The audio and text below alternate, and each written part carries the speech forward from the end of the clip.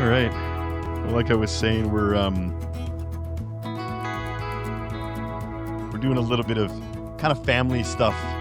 Uh, Colin and Jaymie are gonna share some things with us, and it's pretty exciting. But before we get there, I have to preach just a tiny bit. Um, you're welcome. When I first met Colin, I think it was the first time I met Colin. It was at Christmas time during COVID when Jaymie got baptized. You were here. I never, ever, ever, ever, ever, ever, ever leave the house in sweatpants. It's just something I don't do. I don't like them. And I'm like, you know what? It's Christmas break and no one's around. I just got to run to the church and just grab a thing. And as I'm walking out of my office, stained hoodie, ripped Carhartt, nasty sweatpants, haven't shaved in several days, I come walking around the corner and there's the Walker clan walking in the building with Pastor Marlowe. No.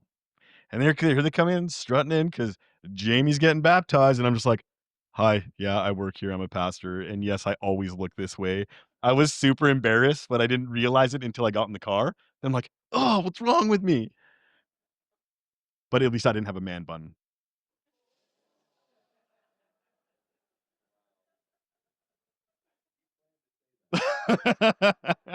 It's in my notes, but I memorized it. That was the first time I met him. Pastor Marlowe had communicated with him, previously and had a bit more relationship with him, and when we were looking for a new pastor, uh, his name came up. Colin and Jamie's names came up, and we did some praying and some talking and some back and forth, and Marlowe phoned him, and then I connected with him, and, I got the privilege of phoning his, references, the pastors that he had at the time, one of which was, pretty much your best friend, and, I got to get to know him through that lens, and one of nothing but positive things to say about Colin and Jaymie, and, uh, but one of the things they did say is that when he gets an idea, that's it. Look out. He thinks about it for, like, deeply and quietly, and then he's just like, "Okay, I'm doing this thing." And then he just does the thing. So he's doing a new thing, and it reminded me of somebody in the Bible. Matthew 14, chapter 28 through 31. Peter and the boys are in a boat. Jesus is walking on water. And Peter answered him, "Lord, if it is you, command me to come to you on the water." He said, "Come." So Peter got out of the boat and walked on the water and came to Jesus. But when he saw the wind, he was afraid, and beginning to sink, he cried out, "Lord, save me." Jesus immediately reached out his hand and took hold of him, saying to him, "Oh, you have little faith, why did you doubt?" So, as I've gotten to know Colin, I've actually seen a lot of Peter in him, the rock. Colin, you are strong, you are steady, and it is such an incredible character trait that God has put in your life. There's another time where Peter walks on the water. John 21. They're fishing in a boat, and the resurrected Lord is on the beach. And then I'll just read the verse. 21 verse 7. That disciple whom Jesus loved, John, therefore said to Peter, "It is the Lord." When Simon Peter heard that it was the Lord, he put on his outer garment, for he was stripped for work, and threw himself into the sea. Well, Colin and Jaymie have decided to throw themselves, metaphorically speaking, into the sea. They have some big changes that they're jumping into, and I just love the way that we see the difference in Peter. Peter attempted to walk on water the first time. The second time, he didn't even care. He just wrapped his cloak around him and hurled himself towards Jesus.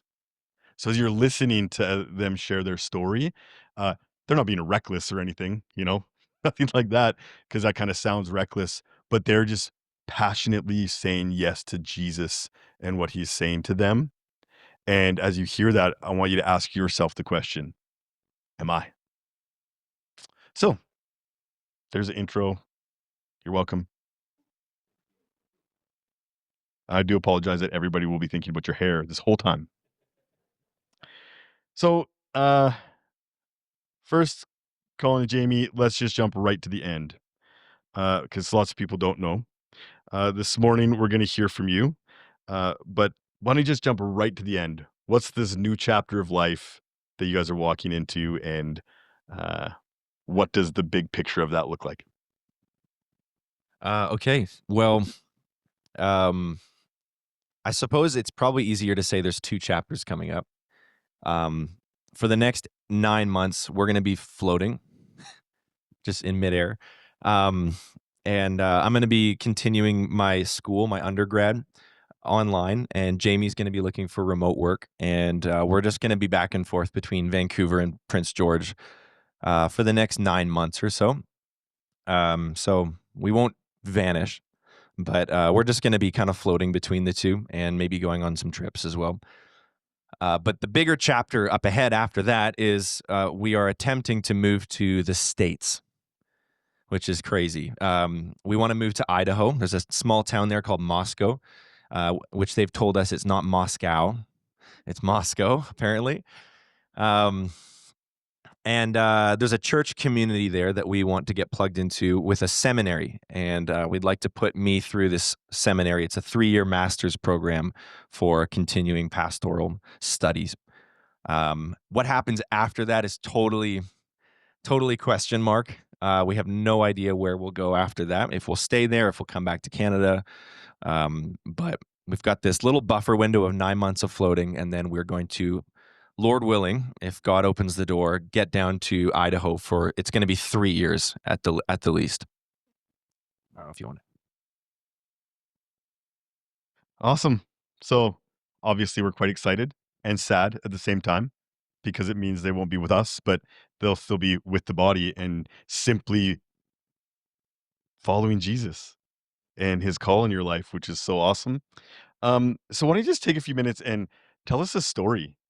Go back as far as you want, and just kind of tell us a story about what brought you to this place, the different positive things, the different challenges in your life, how you guys have developed in your marriage, and all those things. Tell us a story about how you are now going to Idaho, the potato land. Potato land, yeah. Okay, I'll just start and you just interrupt me if there's things I miss. 1977. Star Wars comes out. I'm just um I think the easiest place to sort of start this for us is when we got married, actually.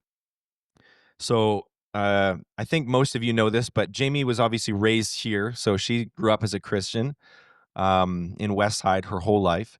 And I became a Christian at 24 or 25 ish. So a new convert in my 20s. And I think 3 years into that or 4 years into that, we got married. And shortly after the two of us got married, I felt the Lord bring a conviction over me personally that was sort of the First Peter 3:15 principle of you must be willing and ready to give a defense for the hope that is within you. And of course, on a simple level, that it just applies to why you believe that Jesus is the Christ. But I think the principle applies down the line as well to all the things you believe. It's important for us to know why we believe what we believe and not just give lip service to the tribe that we belong to. And so I felt the Lord put a conviction in me when we first got married that uh, as a husband and an eventual father, it was my duty and responsibility to know what our family believes. And it wasn't just enough to say, well, this is what our church believes, and we go there. I felt convicted that I must know as a father what our family believes about God, about worship, about why we do what we do. And I really felt a deficit in that area. Just there's so many things that I've just kind of accepted and no idea why we do them. This is just what my church told me to do, so I'm just gonna I'm figuring the Bible out And here we go. And that's the way God works, you know. It's not like you can have all the answers all at once, but I felt the charge to slowly start working backwards and figure out why we, when our kid one day in the future says, I think about Deuteronomy and Exodus, when your child asks you, Dad, why do we celebrate the Passover? The parents are supposed to explain what God has done and explain why they do what they do. And so I imagined our future kids going, Daddy, why do we not go to that church over there? Why are we at this one? And I didn't want to look at him like a deer in headlights and say, I don't know, this is just where we landed.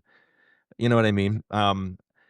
And so, blah, blah, blah. That was a conviction that set early for me as a husband when we first got married.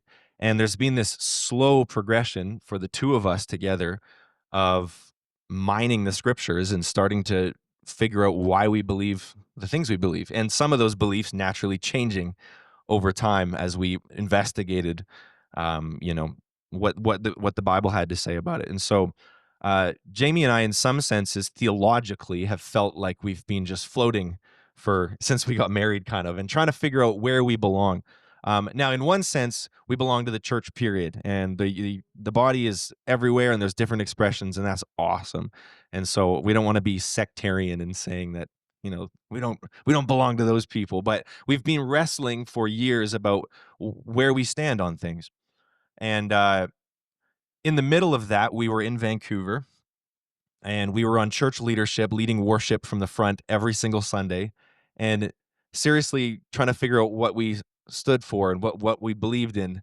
And that was a weird season to be in. It was quite difficult, to be honest with you, because you're standing in a public, representative way before the church while also trying to work through if you agree with everything your church is doing. And that's a weird place to be. In the middle of that, Pastor Marlowe calls. I was walking to um, don't judge me, a pub to have a beer with a friend.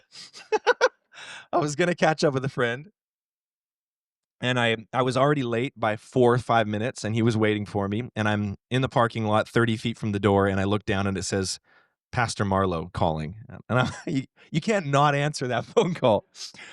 So I felt bad. My friend had to wait 10 more minutes, but I stood off to the side, and he called me, and he said, "Hey, Colin, this is a total out of the blue, but um, would you even be open to a conversation about becoming a pastor at Westside?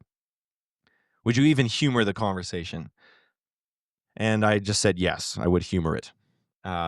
And he said, I don't know if this is God speaking, the Holy Spirit, or if this is just my stupid idea, but let's just talk about it. And so, of course, I had my beer with my friend, had to hold it in for 3 hours, came home, told Jamie, and then this big conversation just unraveled. Is this God opening a door and calling us into a new season? And that was really scary for us. Tons of prayer and tears, and I don't want to say arguments, but just heavy conversations. And we felt like it was an answered prayer. Marlowe's call was an answered prayer, and that was it took about 3 months, I think, once we started talking with Pastor Lucas, talking with each other. We started eventually talking to our church leadership. Hey, we think this might be a thing, and just wrestling through it. And we felt like, okay, this seems like God's opened a door for us, and we're going to go for it. Um, and then the craziest thing was 5 days after we accepted, Pastor Marlowe passed away. He entered glory, which was unbelievable. Anyways, all that to say, that was right in the middle of Jamie and I trying to figure out where we stood, and we had no idea what was up from down, and it was all new for us, and we felt like this was the answered prayer. And I still think today it absolutely was an answered prayer for us, that God led us up here, and it's been nothing but a blessing for us. However, the initial conviction has continued. We're still working through where we believe, where we stand, and what we believe in, and um, and so as we've been here, we've still been working through um, doctrines and our theology and what we think about things, and we've really felt that God has sort of helped clarify things and given us a bit more um, eyesight on where we're meant to end up and where we're supposed to go, and at least where we're supposed to pursue without a knowledge of the end goal. And that's become really clear to us over the last 3 years, but especially in the last several months as we've really just grinded through this. when we first sat down and started talking with Pastor Lucas and the eldership, we said, why don't we agree to 2 years? We'll say, let's bring you guys here for 2 years, and we'll see what God wants to do. We'll see if it gives you guys clarity. We'll see if it gives Westside clarity, and we'll just trust that God's gonna show us things. And he absolutely has. And he's, at least for us, clarified some things. And so we now feel like we have more eyesight on where feel God is calling us. And we could totally be missing some things still, and I'm sure we are. But we want to follow that out and kind of, like you said, pull a Peter, jump in the water, maybe sink a little bit, but trust that God's leading us somewhere. And it's a great exercise in faith for Jaymie and I, because there's a lot of unknown logistics for us, and it's quite nerve wracking actually. But we feel it's a call from God, and we don't want to look back 30 years and say we didn't. Sorry, that was too scary, God. We didn't want to. Neither of us want to have to be in that position. So we have so many questions about what is ahead for us. But yeah, these new convictions and this clarification for us, we're excited to pursue it. And the seminary that we want to put me in is in line with that direction. And so part of the logic there is I'm going to be trained in that discipline, if you will. Um, and we're tremendously excited about it, but it's sad as well. Obviously, we love you guys, and this is a bittersweet season for us to walk away from something good, but believe that God's also calling us to something good at the same time. Um, would you want to add anything? Yeah, I think if you guys have ever been in a situation before in your life when you're really praying about something earnestly and being faithful to dedicating time to pray about it, there really is nothing like coming out on the other side of that and walking in what you feel like is an answered prayer, and God just giving you rest and peace from that. And so, just from us to you guys, I know that so many of you guys have been praying about us and praying for us. Colin gets emails often from people who are regularly praying for him and our family, and we're just so grateful for that. So thank you. We really do feel like, as much as this is a bittersweet thing, that we're now stepping and walking out onto the other side of an answered prayer, and there's nothing sweeter than that, which I know all of you have experienced in one way or another. So just from the bottom of our hearts, thank you. Maybe we should have saved that for the end, but I feel very grateful right now for everyone. I mean, having grown up here, and it's a kind of a full circle moment. So yeah. I don't think I have much to add to the story part of it. I think you got everything. He's a fairly detailed kind of guy, hey? Yeah. Yeah. You know, an analogy I've used lots as people have asked questions about this. I really just feel like this has been part of like your guys' apprenticeship process. You know, you get saved, you get plugged into a church, and you ask the questions, you learn things, you get trained, just like a tradesperson learns and grows and gets different tools along the way. And you came here and you got to get a piece of us, and we got a piece of you. And now you get to go to another place and go, hey, maybe my craft is more like that craft. Maybe my skills more like that. You'll go and you learn and you grow and you go, wow, I've found the place where I'm going to set up shop and I'm going to, this is it. Or maybe it will be the next piece. Hey, we've got these new tools. And for us, when people come to us, it's supposed to be about equipping the body. So you guys just did what the Bible tells you to. For the past two years, they've equipped us, and you guys have actually equipped them and given them opportunity to practice their skills and ask hard questions and challenge different ideas. Colin and I have had lots of good conversations about different things and seeing how different things work, and he's brought challenge into my life to help me grow. And uh big picture is all great and positive because we're all just growing up into the maturity of Christ, right? It's very exciting. So like Colin alluded to in his story, he's going to spend the next 9 months doing Bible college. He mentioned a 2 year commitment that he made a 2 year commitment to us. We made a 2 year commitment to him. He didn't get all the Bible college done in that 2 years, so we've decided as a body to continue to support him going through the Bible college. So we're going to continue to fund that for them kind of as their parting gift in the, hey, we believe in you. And so that's really exciting. And he's going to do something full of faith, and that is not work for that time and go full time into the studies. And for anybody here that's ever stopped working, it's a scary thing. So from my perspective, it's a big prayer that we need to continue to hold them up in is good work, good finance, because it is what they're launching into is expensive. And they're trusting that God's going to provide, and we can continue to take that need to God and say, God, they have that need. Please continue to provide for that. So, um, okay, your time here, roller coaster for you guys, roller coaster for us. There's been lots of challenges that I didn't even know you could face. I didn't know that these types of challenges could even exist. And you jump in as a new pastor ready to go, and you're like, "What is happening?" And I'm like, "I don't know." And yet you've also did some really cool, really steady things, teaching Bible. And Jaymie, you jumped into the school and just did some really solid things and built some things. So, big question I have is, what are some of the takeaways of your time here? Good, the bad, the ugly, the hilarious, because you get all of that, especially when you work with teenagers. So, yeah, just what are some of the big lessons learned or takeaways, or where are you guys at with that? Sure.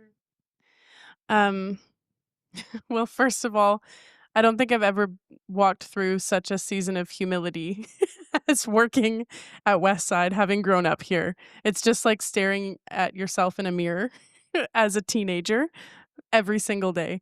And that's been very humbling. So working with the teens at Westside and just constantly having this like give your head a shake moment where I'm like, where am I right now? Like I'm back in a classroom at Westside. I'm 26 years old. This was this feels like me. Was this me?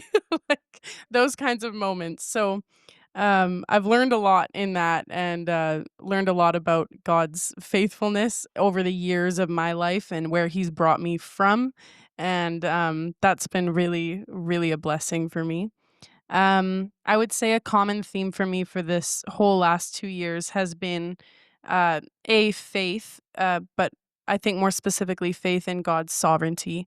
And the Lord's sovereignty has been a big theme for me. I I feel like I've come to this place in my life which is very sweet and very freeing of trusting that there's nothing that I can do in this world, no action, no thought, no um, nothing that is outside of God's control, outside of God's sovereignty, or outside of His knowledge.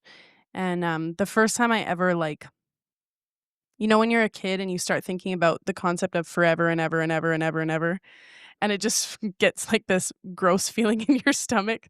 I still think about that sometimes. But it kind of was one of those moments where I realized in the last 2 years about God's sovereignty, like I can't hide. And not that I was actively trying to hide from anything, but it's just the truth. There's nothing that I can do that's outside of God's control. And I felt like when I came to that realization, there was one of two paths that I could go down of that thinking. And one was, that's the scariest thing I've ever thought of in my entire life. And the other was the complete opposite, which was that it was freeing and sweet and actually really, really comforting. And there was a divine peace that came with that realization. And I think I realized that pretty early on coming to Westside. And so, like you said, when different challenges came our way, and came Lucas and Ashley's way, and then with Colin and I too, it just kind of was like, there's nothing that God doesn't know about this situation. There's nothing that's surprising to Him. He's not up in heaven going, what am I going to do now? He's not here going, what am I going to do now? And that's really comforting. So I feel like in faith, I've learned how to trust in that. And I feel like the Holy Spirit has really put a desire on my heart to within that realm of sovereignty to really want to please God. And that's been a blessing and an answered prayer that I don't think I was praying. But yeah, very, very much a blessing. Um, I've learned so much in this 2 years. I think about what I knew before starting versus now, and I couldn't imagine. You know that passage at the end of John where he says, "I suppose if we were to write down all the things Jesus did, there would be too many books to fill." It feels like how could you even possibly quantify all the life lessons we've learned in a short 2 years? And many of you've experienced this. God works outside of time, and so sometimes He'll take 40 years to bring Israel through the wilderness. Other times he'll catch you up from 40 years in 6 months because he's decided to, and he can fast track someone incredibly fast. And I've felt a sense of being on the spiritual highway while we've been here, and God just fast tracking so many different things in my life. Um, Particularly wearing the mantle of pastor is a very fearful thing. It puts the fear of God in you because whether or not you're a good one, the title carries a weight to it, and you become much more thoughtful and careful about the words you say and the things you laugh at and the faces you make and how you carry yourself because it influences people way more than it does when you're not a pastor. Now, we're always influencing people. It applies all the time, but specifically when the pastor hat gets put on, it feels like the volume just gets cranked up a little bit. It feels pun intended. Nice timing. When the pastor hat lands on you, it just feels like I don't want to say the pressure, but the volume gets cranked up. And it's good for you whenever you are placed in a season of life and your responsibility increases. It's good for you. One of the saddest things in the modern world is how much we shirk responsibility, young people especially. But I'm convinced one of the best things for a young maturing person is to give them tons of responsibility because it matures us really quickly. And so I think for me personally, carrying the responsibility of being a pastor, and having a student come up to me and ask me a really vulnerable question, the way I respond in that moment is going to be possibly lingering with them for 40 years. Because we've all heard a story where a pastor said something not so good to someone 38 years ago, and they still remember how it made them feel. And that's fearful. That really shifted the way I carry myself and the way I speak. And I'm certainly far from perfect, but it's caused me to think more carefully about the influence I have. And it made me fear God more. And that's a good thing. It's a really good thing. Um, I think on some practical levels, just our old church used to use the analogy of being in the kitchen versus in the restaurant. And they talked about being in church leadership as like being in the kitchen. And there's certain things you bring out to the restaurant, and you don't need to bring everything out from the kitchen to the restaurant. And what that's not saying is that you hide stuff from people. Not at all. But not all information is helpful to spread to everyone publicly all the time. Of course, we all have confidential information in our own lives, and you don't go waving a flag to everyone about it. And similarly, in that line of responsibility, I've gotten to sit in the kitchen here for 2 years, and you learn so much about how an organization breathes, because the body really is an organism far more than it is you know, whatever, an institution. It breathes, it stretches, it condenses, it moves and shifts. And being inside that and being involved in that, you learn so much just about how a body breathes and how a body exists, and what a body responds well to and what it doesn't respond well to. And so a depth of insight I feel God has given both of us in just existing in the sphere where we are. Um, very we've had eyes on the church leadership side and on the school, especially. We've been really involved in the school too, and it's been such a blessing from God to let us in on those spaces because you learn so much, and it matures you much quicker. The second you're someone who also has to be part of solutions, it changes the way you think about things. There's that expression people will say where a car crashes in a ditch, and there's generally two types of people. One group stands off to the side and they talk together about how they think the car got into the ditch. And the other group gets into the ditch and tries to pull the person out. And then they solve the issue later. And it can be real easy to fall into, you know what I mean? The person who stands off. But being in a position of leadership forces your hand. You can't be that type of person. You've got to be solution minded and try to help things improve instantly. And that just matures a person. And so again, going back to that first theme, I feel like God's matured me leagues further than you could in a classroom environment, teaching these things on paper. You know, you can say this to someone and they go, "Yeah, I get it." But being in the trenches, I don't want to say trenches, but just being in the action, it's something that's caught more than it is something that's taught. Um, and so that's been a huge learning curve for us. Um, and also working with kids. That's just another little add-on. I want to say working with kids and teenagers.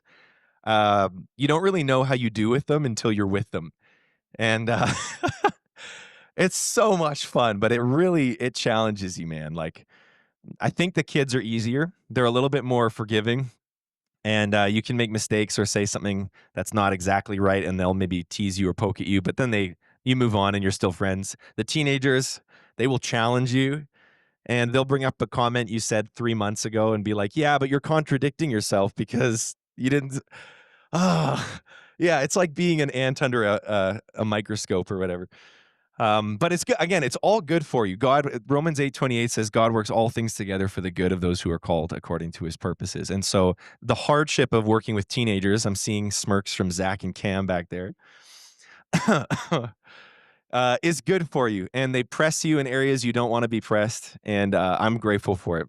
So, yeah, I'm rambling now, but Well, you know, it's funny that you talk about teenagers because when I first started here a couple of years ago, I got this really unique group of kids that di they didn't want to have really deep thoughts, but they just, like, in really casual ways talked about societal issues and that kinda stuff, and just had to, like, be there, and you got, like, this really ultra intellectual, "I'm gonna challenge you on everything, and I'm glad you've graduated." Because he's leaving, because I'm just like, "Oh, man, that's gonna be so good for Pastor Colin," and, I watched you get sharpened by them and them get sharpened by you, and it was just a really beautiful thing to watch, so, Mhm. yeah, if you do ever want to be sharpened and humbled or maybe humiliated, just come work with teenagers, it's a good time. Can Eh, I actually add something to that? yeah. This was a piece of advice I got from a friend years ago, Amos, who just had his first child. And he's one of those quiet, faithful types. And you're just like, you immediately respect him. And you're like, he's such a good guy. He's one of those types. And he's got this thick, bogan Australian accent and he used to have blonde dreadlocks just to paint the image. So he'd be like, "Oh, yeah, mate, how's it going?" That's how he would talk. But there was something so moving about him, and I remember asking him one day, he was at our old church. I said, "What?" I don't know what I asked, like, "What's the secret?" or "How are you so something?" And he said one of the pieces of advice he got was just be the last person to leave at everything you attend, and just be there to help until the cleanup's all done. And I was like, "Oh, that's so simple." And I started to try to apply that, and I'm not always the last guy to leave, but just to think about that at all, and it ties in with the responsibility thing. By staying later at an event, you make yourself you add responsibility and say, "This wrapping up and ending nicely is gonna be part of my responsibility." Now, sometimes there's scenarios where it's appropriate for you to just leave when everyone else leaves, but a lot of times, especially in a church environment, staying longer does wonders to your heart, and it deals with your pride in ways you didn't think was possible. So, I'm just thinking about that, and that's been a blessing to me, and I wanna just throw that at you guys. Stay later and see what happens. It's very good for us. And at the end of the service, we'll be stacking chairs. No, Yes, exactly. There you go. just kidding, it's summertime, we get a little break.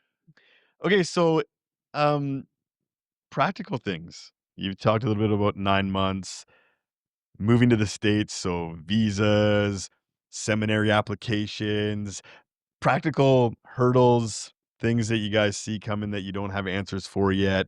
Give us a little bit of, the strategy and the steps moving forward for the next couple of months in a practical way so that we can pray for you.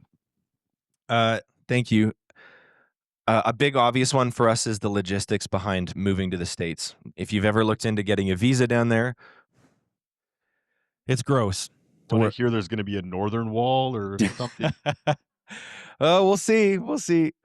Um, yeah, it's complicated to move down there. So I'm going to be gunning for a student visa, and my understanding currently is that you need to apply to this school, have them accept you, and then have them fill out a form to the government, telling the government that we want to bring this Canadian guy down to go to our school. Then the government has to process it, and then it's complicated. And then on Jamie's side, she's not allowed to earn a single dollar from the US or Canada if she comes as a dependent on my student visa, which means she has to get her own work visa. Well, I'm going to go down as well on a student visa. And that requires a job down in the States, writing a form to the government saying, uh, we need to bring this woman down from Canada. She's the only one who can do this job. That's it's a hard thing to find. She's obviously very gifted and amazing, so hopefully, we'll find something, but it's still complicated. So on a very practical level, if you can pray for us just visa-wise and paperwork and getting through to the States, that would be a huge blessing because we have so many questions and we're using ChatGPT a lot. If we did this, what would this mean? It's a lot. So that would be huge. Yeah, I think with that, it's just our last case scenario that if Colin got in on a student visa and I had to get in on a work visa, if those got accepted by the government at two different times and we had to be apart for a little bit, that's like a last case scenario for us. So that's just when in your prayers when you're praying about that, like if you could just hone in on that part, that would be really nice. Yeah. So obviously with all of the visa stuff, that's a practical way of praying. And then Lord willing, like once we get down there, just things like housing and relationship and friends. I think that that's been a bit of like a where we're so blessed with the community here that I grew up with and the community in Vancouver that we have, but obviously we've moved a few times. So we're feeling like our souls are just ready to plant a little bit. And if you guys could pray for us in that way, then that would be really nice. Um, Finances is a big one as well. Colin will obviously be going into full-time school once we get to, well, actually now, but once we get to Idaho as well. And so just like that God would cover us. And we have a lot of faith that he just will because he always has. And so um, we're thankful for that. But if you could keep us in your prayers for that as well. And then just the next 8 months.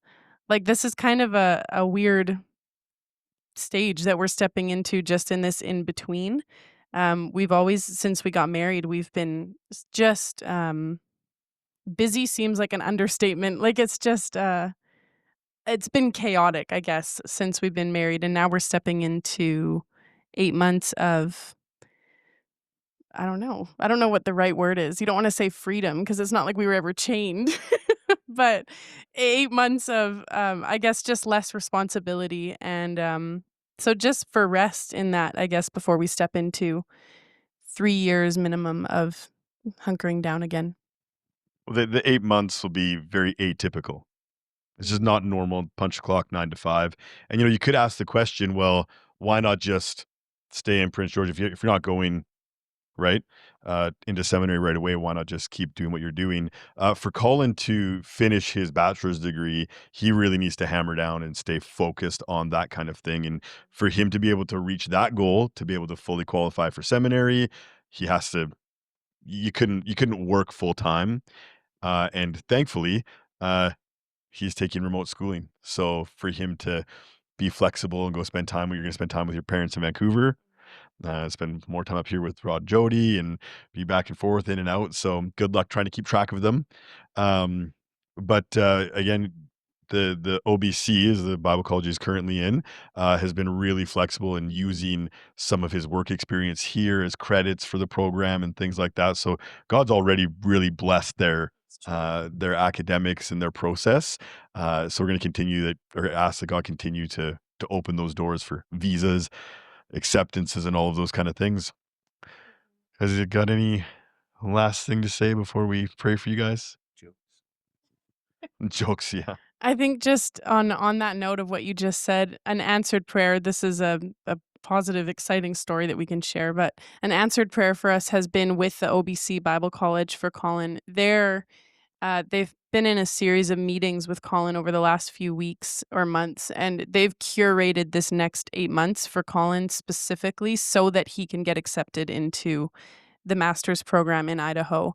And if we were at any other like in-person, maybe more like liberal university, that just wouldn't happen. And so OBC is also on a mission as a university, and when they see someone who's wanting to pursue the mission and pursue ministry in that way, um, they work to make that happen, and that's been an answered prayer as well. So thanks God.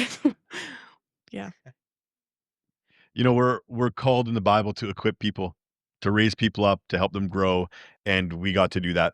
What a blessing for us to be able to give opportunity to you guys and all of those kind of things. So, we're really grateful. But yeah, sure. Yeah. Just it goes without saying, but we just want to extend again our gratitude to you guys. You've been the instrument in God's hand of showing kindness to us while we've been here. And we are beyond grateful. We've been so blessed by so many of you with kind words, encouragements, having us over for dinner, making a great joke or a mediocre joke. They all go noticed. But truly, we felt so welcomed by so many of you, and we've just felt a collective embrace from the whole family. And so I hope you know that we already love you guys and we appreciate you. But just to put it into words, we're so thankful for the last 2 years and all that God has done for us through you guys. The love here has been so awesome. So awesome. So thank you to all of you for just being kind to us and to loving us and being patient with us. And yeah, we couldn't be more grateful. So thank you.